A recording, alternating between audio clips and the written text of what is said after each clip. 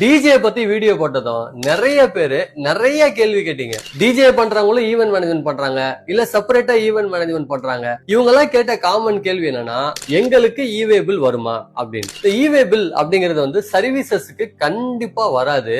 ஆனாலும் நீங்க சர்வீஸ் பண்றதுக்காக உங்களோட எக்யூப்மெண்ட்ஸையோ இல்ல மெஷினரியோ நீங்க உங்க இடத்துல இருந்து ஈவென்ட் நடக்கிற இடத்துக்கு கொண்டு போகும்போது கண்டிப்பா நீங்க இவே பில் போடணும். ஏன்னா இந்த இடத்துல இது மூவ்மெண்ட் ஆஃப் குட்ஸ் அப்படின்னு சொல்லுவாங்க. எப்பெல்லாம் மூவ்மெண்ட் ஆஃப் குட்ஸ் வருதோ அங்க நீங்க கண்டிப்பா இவே பில் போட்டே ஆகணும். அப்ப நமக்கு ஒரு டவுட் இருக்கும், சார் நான் வந்து ஜஸ்ட் சர்வீஸ் தான் ப்ரொவைட் பண்றேன், அதுக்கு மட்டும் தான் டாக்ஸ் இன்வாய்சஸ் போடுவேன், நான் இப்ப எக்யூப்மெண்ட்ஸ் கொண்டு போறதுக்காக இவே பில் போடணும்னா எப்படி போடணும்? அப்ப நீங்க அதுக்கு டிசி, அதாவது டெலிவரி சலான் அப்படின்னு நீங்க ஒன்னு ப்ரிப்பேர் பண்ணணும். அந்த டெலிவரி சலான்ல உங்களுக்கு அப்ராக்சிமேட் வேல்யூ, உங்க எக்யூப்மெண்டோட அப்ராக்சிமேட் வேல்யூ என்னவோ அதை மென்ஷன் பண்ணணும். இந்த இடத்துல உங்களோட இன்வாய்ஸ் வேல்யூவை மென்ஷன் பண்ணக்கூடாது, ஒன்லி அந்த எக்யூப்மெண்ட் வேல்யூவை தான் மென்ஷன் பண்ணணும். அதை பேஸ் பண்ணி நீங்க இவே பில் வந்து ரைஸ் பண்ணணும். இந்த இடத்துல என்னன்னா, இவே பில் சர்வீசஸ்க்காக இவே பில் ஜெனரேட் பண்ணவே முடியாது, எஸ்ஏசி கோட வச்சு நீங்க ஜெனரேட் பண்ண முடியாது. அதனால நீங்க எந்த ப்ராடக்ட்டை நீங்க கொண்டு போறீங்களோ அல்லது எந்த எக்யூப்மெண்ட் நீங்க கொண்டு போறீங்களோ